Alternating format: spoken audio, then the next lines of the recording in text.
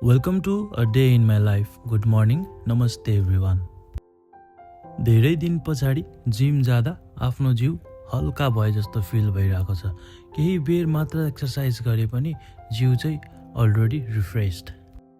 सायद धेरै दिनको थकानले गर्दा होला बिहान उठ्न ओभर अल्छी लागेको थियो आज, अनि जिममा पनि लेट, सो एक्सर्साइज पनि थोरै। घरबाट बाबा मम्मी सबैजना परिवार जानुभयो घुम्न, म चाहिँ लागेँ आफ्नो ड्युटीमा।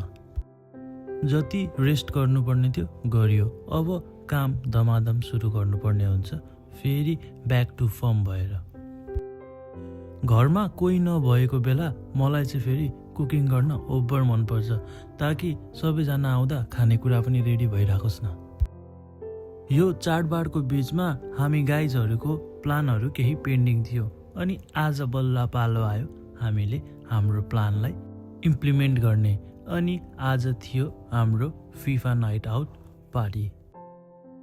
यसरी आफ्टर केही प्रोग्रामहरू साथीभाइहरू भेला हुँदा, मिठो मिठो खाँदा अनि सँगै बसेर गेम खेल्दा ओभर मजा आउँछ। See you guys, good night.